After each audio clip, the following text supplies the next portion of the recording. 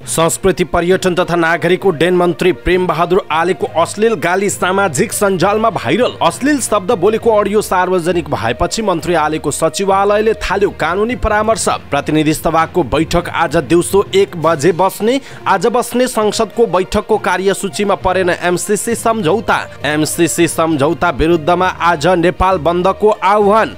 प्रधान न्यायाधीशमाथि संसदमा दर्ता महाभियोगको विपक्षमा राप्रपा। एमसीसी बारे निर्णय लिन माओवादी केन्द्रले बोलायो संसदीय दलको बैठक। सभामुखले बोलाए कार्यव्यवस्था परामर्श समितिको बैठक। कांग्रेसमा अवधिसकेका भातृ संगठनको केन्द्रीय समिति विघटन। फागुनभित्र तदर्थ समिति बनाइने। एमसीसी पास हुनुपर्छ भन्दै कांग्रेस बैठकमा प्रधानमन्त्री शेरबहादुर देउवाको भनाई। कानून मन्त्री दिलेन्द्र प्रसाद बडु र अस्ट्रेलियन राजदूत बीच भेटवार्ता। राष्ट्रिय सभाका अध्यक्ष संसदीय समितिको बैठकमा सहभागी। सबै सांसदलाई आजको संसद बैठकमा आउन भनेको नेकपा एमालेका संसदीय दलका उपनेता सुभाष नेमुवाङको भनाई। गण्डकी प्रदेश स्थापना दिवसको अवसरमा प्रदेशमा आज सार्वजनिक बिदा। गएको 24 घण्टामा नेपालमा 680 जनामा कोरोना भाइरसको संक्रमण पुष्टि। 2 जनाको मृत्यु। बागमती प्रदेशमा 3 दिन प्रजातन्त्र दिवस मनाइने। विद्यालय समयमा पढाउन छोडेर आयोगको तयारी नगर्न शिक्षकहरूलाई निर्देशन। निर्वाचन अधिकृत खटाउन उपसचिवहरूको विवरण माग। अनुमति बिना खोला उत्खनन गर्ने 7 वटा टिप्पर नियन्त्रणमा। कोरोना खोपमा गम्भीर लापरवाही भएको छानबिन समितिको निष्कर्ष। जागिर मिलाइदिन्छु भन्दै करिब 19 लाख रुपैयाँ ठगी गरेको आरोपमा 1 जना पक्राउ। हाइपर फन्ड र क्रिप्टो बारे पीडितकै उजुरीको आधारमा अब अनुसन्धान हुने। सीजीलाई आधारभूत टेलिफोन सेवाको लाइसेन्स दिन गृह कार्य। 5 वर्ष अघिको निर्णय राजपत्रमा आउँदै। शेयर बजारमा देखियो दोहोरो अङ्कको वृद्धि। 13 वटै समूहमा हरियाली। रुसले युक्रेनसँगको सीमा क्षेत्रबाट केही सैनिक फिर्ता गर्यो। शहीद स्मारक ए डिभिजन लिगको दुवै खेल बराबरीमा सकिए। र समाचारको अन्त्यमा हेल्थ टिप्स अर्थात् स्वास्थ्यसँग सम्बन्धित जानकारीमा हामी बालबालिकामा हुने क्यान्सर कसरी पत्ता लगाउन सकिन्छ भन्ने विषयवस्तुमा जानकारी दिनेछौँ। हामीलाई अन्तिमसम्म हेर्नुहोला। दर्शक महानुभाव नमस्कार। समाचारपाटी.com को न्यूज बुलेटिनमा यहाँलाई हार्दिक स्वागत छ। म प्रहलाद चन्द्र घिमिरे। दर्शक महानुभाव आज मिति विक्रमसम्म 2078 साल फागुनको 4 गते बुधबार ईस्वीसम्म सन् 2022 फेब्रुअरी 16 तारिक श्री सोस्तानी व्रत समाप्त। माघ स्नान समाप्ति। पूर्णिमा व्रत आज रहेको छ। दर्शक महानुभाव सदाको झैं आज पनि हामी उपस्थित भएका छौँ तपाईलाई आवश्यक पर्ने तपाईलाई काम लाग्ने महत्त्वपूर्ण समाचार देश तथा विदेशका महत्त्वपूर्ण खबरहरू ब्रेकिङ न्यूजहरू न्यूज अपडेटका साथ उपस्थित भएका छौँ। हामीलाई अन्तिमसम्म हेर्नुहोला। हाम्रो मेहनतका लागि यो भिडियोमा एउटा लाइक अवश्य गर्नुहोला। दर्शक महानुभाव पल पलको न्यूज अपडेटका लागि हाम्रो च्यानललाई सब्स्क्राइब गर्नुहोस् अनि नजिकै आउने बेल आइकनलाई क्लिक गर्नुहोला। कहाँबाट हेर्दै हुनुहुन्छ, कस्तो लाग्दैछ, दैनिक रूपमा हेर्नुहुन्छ अथवा आज पहिलोचोटि हो, त्यो सबै कुरा लेखिदिनु होला। समाचारको अन्त्यमा हेल्थ टिप्स सँगसँगै हामीले समाचार पार्टी माइन्ड क्विज पनि गरिरहेका छौँ। त्यसकारण समाचारको अन्त्यमा यहाँहरूले सोधिएको प्रश्नको सही जवाफ तलको कमेन्ट बक्समा कमेन्ट गर्न पनि नभुल्नुहोला। समाचार हेर्ने मात्र होइन, हाम्रो वेबसाइट www.समाचारपाटी.com मा गएर ताजा तथा महत्त्वपूर्ण समाचार हेर्दै गर्नुहोला। आउनुहोस् दर्शक महानुभाव आजका महत्त्वपूर्ण समाचार सुरु गरौँ। संस्कृति पर्यटन तथा नागरिक उड्डयन मन्त्री प्रेम बहादुर आलेको अश्लील गाली सामाजिक सञ्जालमा भाइरल भएको प्रसङ्गबाट। संस्कृति पर्यटन तथा नागरिक उड्डयन मन्त्री प्रेम आलेले अश्लील शब्द प्रयोग गर्दै एक व्यक्तिलाई गाली गरेको अडियो सामाजिक सञ्जालमा सार्वजनिक भएको छ। उहाँले अछाम घर भई भारतको मुम्बई बस्ने जगत ओलीलाई गरेको अश्लील गाली सामाजिक सञ्जालमा सार्वजनिक भएको हो। आफू विरुद्ध फेसबुकमा जथाभावी किन लेखेको भन्दै मन्त्री आलेले ओली विरुद्ध खनिनु भएको छ। आलेले उहाँ बसेको मुम्बईको ठेगाना माग्दै त्यहीँबाट उठाइदिने र हातखुट्टा काटिदिने धम्की समेत दिएको सुनिन्छ। यो अडियो अहिले सामाजिक सञ्जालमा भाइरल रहेको छ। मन्त्री आलेका प्रमुख स्वकीय सचिव हेमन्त रेग्मीका अनुसार एमाले सांसदहरूले फ्लोर क्रस गरेर कांग्रेस सभापति शेरबहादुर देउवालाई विश्वासको मत दिएपछि आले विरुद्ध ओलीले फेसबुकमा जथाभावी लेखेको जनाइएको छ। यसैबीच मन्त्री आले विरुद्ध तथ्यहीन आरोप लगाएर बदनाम गर्न खोजिएको भन्दै उहाँको सचिवालयले खेद प्रकट पनि गरेको छ।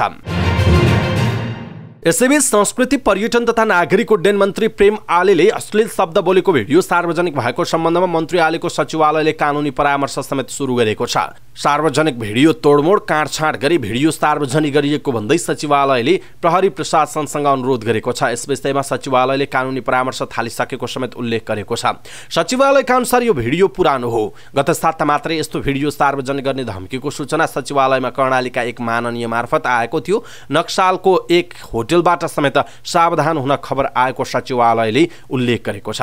एमालेका कार्यकर्ता रहेका ती व्यक्तिले नयाँ गठबन्धन बनेपछि मन्त्री आले विरुद्ध नकारात्मक कमेन्ट गर्न थालेको समेत सचिवालयले जनाएको छ। उहाँले आर्थिक सहयोग चाहियो भन्दै बार्गेनिङ समेत गरेको सचिवालयले जनाएको छ। दर्शक महानुभाव, यसप्रति तपाईँको धारणा के छ? आफ्नो धारणा तलको कमेन्ट बक्समा कमेन्ट गर्नुहोला। प्रतिनिधि सभाको बैठक आज बस्दैछ। संघीय संसदका महासचिव डाक्टर भरतराज गौतमले एक सूचना जारी गरी बैठकबारे जानकारी दिनुभयो। प्रतिनिधि सभाको बैठक अघि प्रतिनिधि सभाको कार्य व्यवस्था परामर्श समितिको बैठक पनि बोलाइएको छ। बैठक नयाँ बानेश्वर स्थित संसद भवनमा बस्ने बताइएको छ। प्रतिनिधि सभाको आज बस्ने बैठकमा पनि अमेरिकी सहयोग एमसीसी सम्झौता पेश नहुने सम्भावना बढेको बताइएको छ। संसद सचिवालयले सार्वजनिक गरेको सम्भावित कार्यसूचीमा एमसीसी सम्झौता पेशको विषय समावेश नगरिएको जनाइएको छ। अमेरिकी सहयोग परियोजना मिलेनियम च्यालेन्ज कर्पोरेसन एमसीसी राष्ट्रघाती सम्झौता भन्दै यो राष्ट्रघाती एमसीसी सम्झौताको विरुद्धमा आज नेपाल बन्दको आह्वान गरिएको छ। नेपाल कम्युनिस्ट पार्टी, नेकपा क्रान्तिकारी माओवादी, देशभक्त जनगणतान्त्रिक मोर्चा नेपाल, वैज्ञानिक समाजवादी कम्युनिस्ट पार्टी नेपाल, नेकपा माओवादी केन्द्र समाजवादीले आज नेपाल बन्दको आह्वान गरेको उनीहरूको भनाइरहेको छ। एमसीसी सम्झौतालाई राष्ट्रघाती भन्दै एमसीसी कदापि पारित गर्न नहुने भन्दै उनीहरूले आज नेपाल बन्दको आह्वान गरेको दाबी गरेका छन्। राष्ट्रिय प्रजातन्त्र पार्टी राप्रपा सत्तारूढ दलका सांसदहरूले प्रधान न्यायाधीश चोलेन्द्र शमशेर जवरामाथि संसदमा दर्ता गरेको महाभियोग प्रस्तावको विपक्षमा उभिएको छ। काठमाडौँको धुम्बारा स्थित पार्टी केन्द्रीय कार्यालयमा बसेको पार्टी पदाधिकारी बैठकले जवरामाथि लगाइएको महाभियोगले न्याय क्षेत्रमा देखिएको बेथेती समाधान नगर्ने निष्कर्ष निकाल्दै सो प्रस्तावको पक्षमा उभिन नसक्ने प्रस्ट्याएको हो। प्रधान न्यायाधीश जवरामाथि संसदमा दर्ता गरिएको महाभियोग प्रस्तावको खेलमा आफ्नो पार्टी सहभागी नहुने निष्कर्ष बैठकले निकालेको पार्टीका प्रवक्ता मोहन श्रेष्ठले बताउनुभयो। बैठकले न्यायालय राजनीतिक दलहरूकै दबाव प्रभाव हस्तक्षेप र भागबण्डाका कारण धराशायी भएको राप्रपाको बुझाइरहेको छ। नेकपा माओवादी केन्द्रले अमेरिकी सहयोग परियोजना एमसीसी बारे छलफल गर्न संसदीय दलको बैठक बोलाएको छ। बैठक आज बोलाइएको प्रमुख सचेतक देव गुरुङले बताउनुभयो। संसदीय दलको बैठकमा भएको निर्णय अनुसार कार्यव्यवस्था परामर्श समितिको बैठकमा पार्टीको धारणा राख्नेवाले बताउनुभयो। प्रतिनिधि सभा कार्यव्यवस्था समितिको बैठक पनि आज दिउँसो बोलाइएको छ। आज दिउँसो नै संसद बैठक पनि बस्दैछ। यसकारण दलहरूले आज आन्तरिक छलफल गर्ने बताएका छन्। यसैबीच सभामुख अग्निप्रसाद सापकोटाले प्रतिनिधि सभाको कार्यव्यवस्था परामर्शको समितिको बैठक बोलाउनु भएको छ। बुधबार दिउँसो 1 बजे बस्ने प्रतिनिधि सभाको बैठकको एजेन्डा तय गर्नका लागि सभामुखले कार्यव्यवस्था परामर्श समितिको बैठक बोलाउनु भएको हो। संघीय संसद सचिवालयले प्रतिनिधि सभाको सम्भावित कार्यसूची पनि सार्वजनिक गरेको छ। तर उक्त कार्यसूचीमा अमेरिकी सहयोग परियोजना एमसीसी बारे उल्लेख नगरिएको बताइएको छ। नेपाली कांग्रेसमा अवधि सकिएका सबै भातृ संगठनको केन्द्रीय समिति विघटन भएको छ। नेपाली कांग्रेस केन्द्रीय कार्य सम्पादन समितिको निर्णय सुनाउँदै कांग्रेस प्रवक्ता डाक्टर प्रकाश शरण महतले अवधि समाप्त भएका सबै भातृ संगठनको केन्द्रीय समिति कांग्रेसको विधान अनुसार स्वतः विघटन भएको बताउनुभयो। उहाँका अनुसार नेपाल विद्यार्थी संघ सहितका 9वटा भातृ संगठनको केन्द्रीय तदर्थ समिति सभापति शेरबहादुर देउवाले आवश्यक परामर्श गरी फागुन मसान्तभित्र गठन गर्ने निर्णय भएको छ। नेवी संघ, नेपाल प्रजातन्त्र सेनानी संघ, नेपाल किसान संघ, नेपाल आदिवासी जनजाति संघ, राष्ट्रिय लोकतान्त्रिक अपाङ्ग संघ, नेपाल तामाङ संघ, नेपाल महिला संघ, नेपाल भूतपूर्व सैनिक संघको तदर्थ समिति फागुनभित्रै गठन हुने डाक्टर महतले बताउनुभयो। प्रधानमन्त्री एवं नेपाली कांग्रेसका सभापति शेरबहादुर देउवाले एमसीसी अनुमोदन हुनुपर्ने बताउनुभयो। संसदीय दलको बैठकमा प्रधानमन्त्री देउवाले अमेरिकी परियोजना एमसीसी अनुमोदन गर्नुपर्ने बताउनु भएको हो। उहाँले सभापतिले भन्नुभयो कि एमसीसी पास हुनुपर्छ। संसदीय दलको बैठकपछि कांग्रेसका नेता शशाङ्क कोइरालाले भन्नुभएको छ। उहाँका अनुसार बैठकमा एजेन्डा प्रस्तुत गर्दै प्रधानमन्त्री देउवाले एमसीसी अनुमोदन गर्नुपर्ने बताउनुभयो। अरू सबैले त्यही बोले कि एमसीसी पास गर्नुपर्छ, कोइरालाले भन्नुभएको छ। कानून न्याय तथा संसदीय मामिला मन्त्री दिलेन्द्र प्रसाद बौडू र नेपालका लागि अस्ट्रेलियन राजदूत फेलिसिटी भोल्क बीच भेटवार्ता भएको छ। सिंहदरबार स्थित कानून न्याय तथा संसदीय मामिला मन्त्रालयमा कानून मन्त्री बौडू र अस्ट्रेलियन राजदूत भोल्क बीच भेटवार्ता भएको हो। भेटमा नेपाल र अस्ट्रेलियाको द्विपक्षीय मैत्रीपूर्ण सम्बन्ध अझै प्रगाढ बनाउने लगायतका विविध समसामयिक विषयमा कुराकानी भएको बताइएको छ। मन्त्री बौडूले नेपालको विकासका लागि अस्ट्रेलियाले विविध क्षेत्रमा गरिरहेको सहयोग र कोभिड-19 महामारी नियन्त्रण गर्न स्वास्थ्य क्षेत्रमा गरेको सहयोगका लागि धन्यवाद समेत दिनुभएको थियो। राष्ट्रिय सभाका अध्यक्ष गणेश प्रसाद तेमिलसिना पहिलो पटक संसदीय समितिको बैठकमा सहभागी हुनुभएको छ। राष्ट्रिय सभा अन्तर्गतको विधान व्यवस्थापन समितिको बैठकमा अध्यक्ष तेमिलसिना सहभागी हुनुभएको हो। सामान्यतया संसद बैठकको अध्यक्षता गर्ने अध्यक्ष तथा उपाध्यक्ष मिनी संसदका रूपमा रहेको समितिहरूको बैठकमा सहभागी हुने प्रचलन रहेको छैन। तर अध्यक्ष तेमिलसिनाले समय अनुकूल हुँदा समितिका बैठकहरूमा सहभागी हुने सोचमा रहेको बताउनु भएको उहाँको सचिवालयले जनाएको छ। विधान व्यवस्थापन समितिको मंगलबारको बैठकमा सार्वजनिक सेवा प्रशासन विधेयकमाथि छलफल भइरहेको थियो। विधान व्यवस्थापन समितिका सभापति परशुराम मेगी गुरुङले अध्यक्ष तेमिलसिनालाई बैठकमा स्वागत गर्दै समितिले राष्ट्रिय सभामा आएका विधेयकमाथि 4 चरणमा छलफल गरी प्रतिवेदन सभा समक्ष पेश गर्ने गरेको बताउनुभयो। बैठकमा अध्यक्ष तेमिलसिनाले विधान व्यवस्थापन समितिले 4 वर्षमा प्रभावकारी ढङ्गले काम गरेको भन्दै प्रशंसा गर्नुभएको थियो। नेकपा एमालेका संसदीय दलका उपनेता सुभाष नेमुवाङले प्रतिनिधि सभाको बैठकमा सबै सांसद उपस्थित हुने बताउनु भएको छ। एमसीसी बारे सरकारसँग हाम्रो कुरा भएको छैन, आजको बैठकमा सबै सांसदलाई बोलाएका छौं, नेमुवाङले भन्नुभएको छ।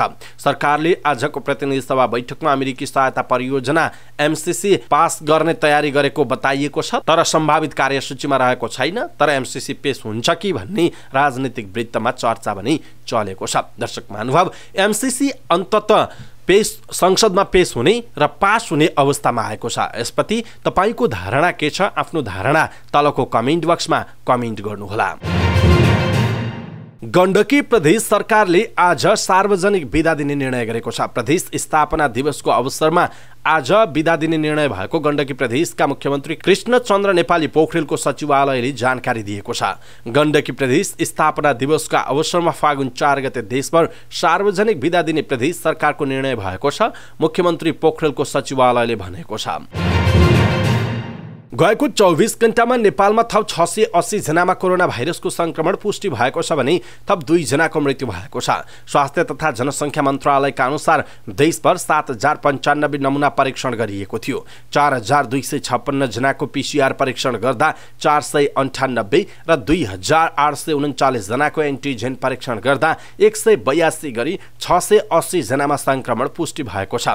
यस्तै गएको 24 घण्टामा 1835 जना संक्रमण मुक्त भएका छन्। हाल देशभर 19400 सक्रिय संक्रमित छन्, जसमध्ये 19982 सक्रिय संक्रमित होम आइसोलेसनमा छन् भने 757 जना संस्थागत आइसोलेसनमा छन्। उनीहरू मध्ये 174 जनाको आइसियु र 33 जनाको भेन्टिलेटरमा उपचार भइरहेको मन्त्रालयले जनाएको छ।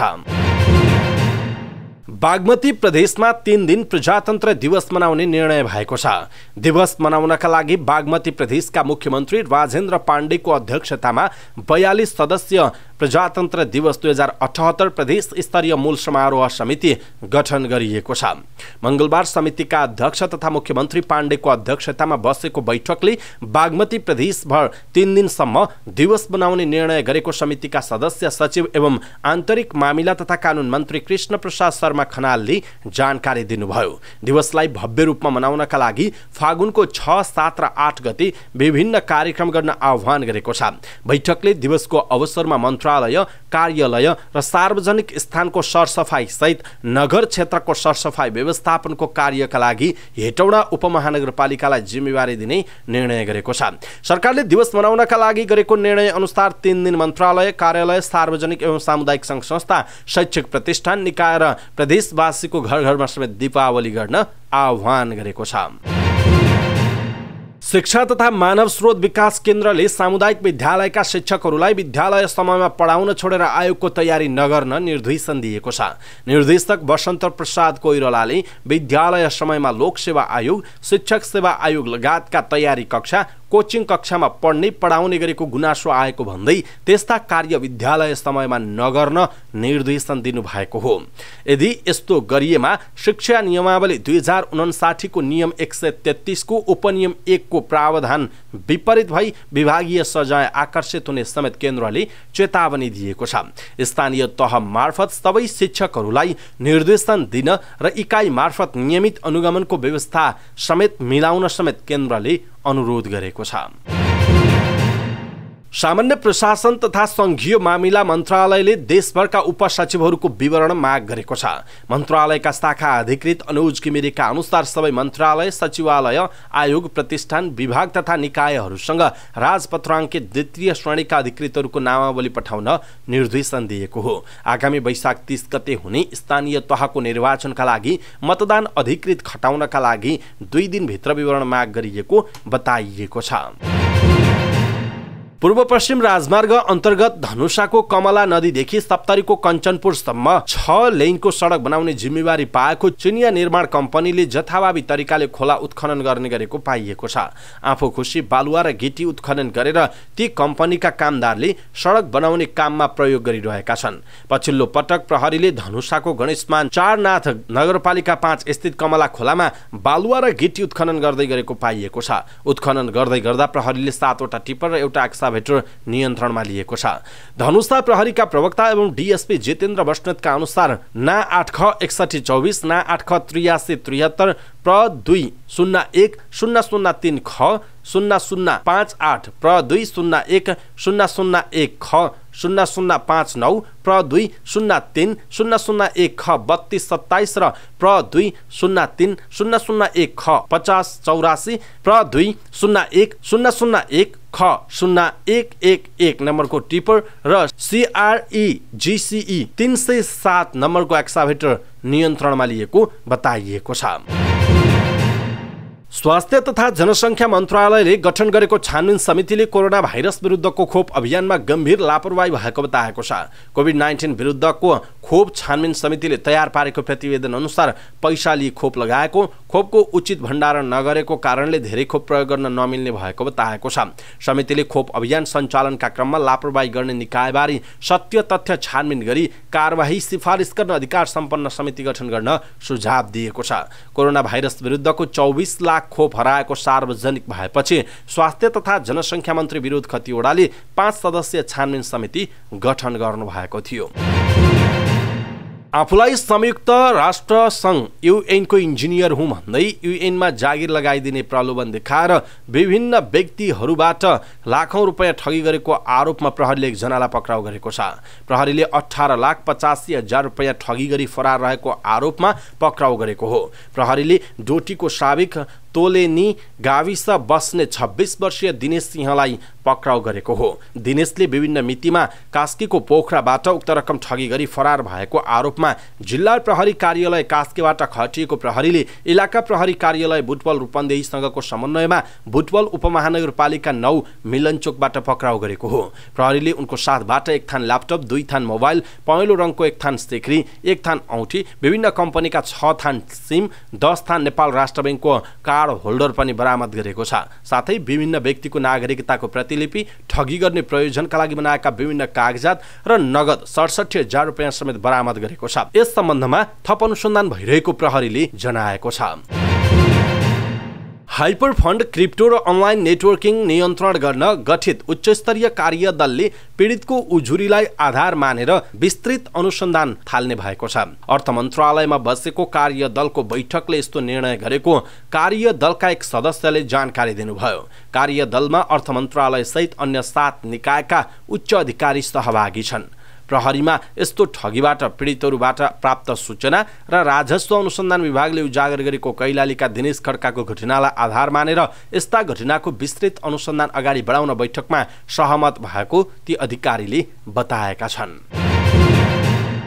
सरकारले चौधरी ग्रुपको सिजी टेलिकम टेलिकम्युनिकेसनलाई टेलिकम सेवाको आधारभूत टेलिफोन सेवा अनुमति पत्र, मोबाइल सेवाको लाइसेन्स दिन गृह कार्य थालेको छ। सञ्चार तथा सूचना प्रविधि मन्त्रालयले नै सिजीलाई लाइसेन्स दिने वातावरण बनाउने गरी नेपाल दूरसञ्चार प्राधिकरणसँग राजपत्र बारे सुझाव नै मागेको छ। झण्डै 5 वर्ष अघि नै मन्त्री परिषद बैठकले सिजी टेलिकमलाई लाइसेन्स दिने निर्णय गरेको थियो। तत्कालीन प्रधानमन्त्री पुष्पकमल दाहाल प्रचण्डको पालामा मन्त्री परिषद बैठक 2074 जेठ 15 गते आधारभूत टेलिफोन सेवाको लाइसेन्स दिन तोकिएका पूर्व शर्त पूरा नगरी सिजीलाई लाइसेन्स दिने निर्णय गरेको थियो। सिजी टेलिकम प्रणालीलाई आवश्यक शर्त तोकेर आधारभूत टेलिकम सेवाको अनुमति प्रदान गर्न नेपाल दूरसञ्चार प्राधिकरणलाई निर्देशन दिने निर्णय भएको थियो। तर सो निर्णय राजपत्रमा प्रकाशित नै भएन, जसका कारण सिजी टेलिकमले अहिलेसम्म लाइसेन्स पाउन सकेको छैन। अहिले सरकारले नै प्राधिकरणलाई सरकारको सोही निर्णय राजपत्रमा प्रकाशित गर्दा कस्ता विषयहरू उल्लेख गर्ने भनेर पत्र काटेरै सोधेको छ।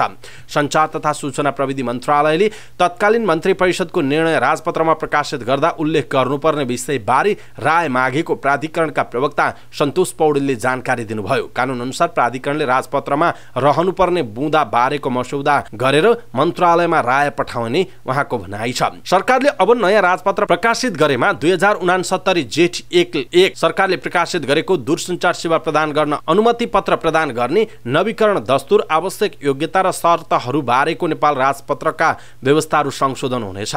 त्यतिबेला प्रकाशित राजपत्रमा विभिन्न प्रविधिबाट सेवा दिइरहेका टेलिकम कम्पनीहरू Smart Telecom, Nepal satellite, hello Nepal, UTL, STM telecom, Sanchar, CG टेलिकमलाई तोकिएका शर्त पूरा गरेको अवस्थामा आधारभूत टेलिफोन सेवाको लाइसेन्स दिन सकिने गरी शर्तहरू तोकिएको छ। निश्चित क्षेत्रभित्र मात्र सीमित रहने तार रहित सञ्चारमा आधारित लिमिटेड मोबिलिटी सेवा, ग्रामीण दूरसञ्चार सेवा पूर्वाञ्चल विकास क्षेत्र, ग्रामीण दूरसञ्चार सेवा पूर्वाञ्चल विकास क्षेत्र बाहेक र आधारभूत दूरसञ्चार सेवा प्रदान गर्ने अनुमति पाएकाहरू मध्ये कुनै एक अनुमति पाएकालाई आधारभूत टेलिफोनको लाइसेन्स दिन सकिने राजपत्रमा उल्लेख गरिएको छ। यस्ता अनुमति पत्र पाएका कम्पनीले आधारभूत टेलिफोन सेवाको अनुमति लिन प्रचलित कानुन बमोजिम तिर्नुपर्ने र बुझाउनु पर्ने दस्तुर तथा सम्पूर्ण बक्यौता तिरेको हुनुपर्ने र यस अघिका अनुमति पत्र प्राप्त गर्दा तोकिएको अनिवार्य शर्तहरू पूरा गरेर सेवा सञ्चालन गरेको हुनुपर्ने व्यवस्था पनि राजपत्रमा गरिएको छ। त्यस्ता सेवा पुर्याउन अनिवार्य गरिएका जिल्ला वा साविक गाउँ विकास समितिको प्रत्येक इलाकामा कम्तीमा एउटा बीटीएस टावर स्थापना गरी सो क्षेत्रको माग अनुसार सेवा विस्तार गर्ने पूर्वाधार स्थापना गरेको कम्पनीले मात्रै आधारभूत टेलिफोन सेवाको लाइसेन्स पाउने गरी योग्यता पनि तोकेको छ। 2069 मा लाइसेन्स बारेको राजपत्र प्रकाशित भएपछि नै युटिएल र स्मार्ट टेलिकमले यसकै आधारमा आधारभूत टेलिफोन सेवाको लाइसेन्स लिएका थिए। आवेदन दिए पनि शर्त पूरा नगरेको भनेर सिजी टेलिकमलाई लाइसेन्स दिइएन। सिजीलाई पूर्वाञ्चलमा ग्रामीण दूरसञ्चारको लाइसेन्स अनुसार तोकिएको संख्यामा मोबाइलका टावरहरू खडा गरेर सेवा दिएमा मात्रै लाइसेन्स दिन सकिने जवाफ प्राधिकरणले दिएको थियो। तर सिजीले लाइसेन्स पाउने गरी पूर्वाञ्चलमा पुगेर काम गरेन। बरु 2074 मा भने उसले आधारभूत टेलिफोन सेवाको लाइसेन्स पाउन तोकिएका पूर्व शर्तलाई लाइसेन्स पाएपछि पूरा गर्ने शर्तका रूपमा रूपान्तरण गरेर लाइसेन्स दिन सरकारलाई आग्रह गरेको थियो र सिजीलाई फेरि आधारभूत टेलिफोन सेवाको लाइसेन्स दिन गृह कार्य भएको छ। दर्शक महानुभाव, यसप्रति तपाईँको धारणा के छ? आफ्नो धारणा तलको कमेन्ट बक्समा कमेन्ट गर्नुहोला।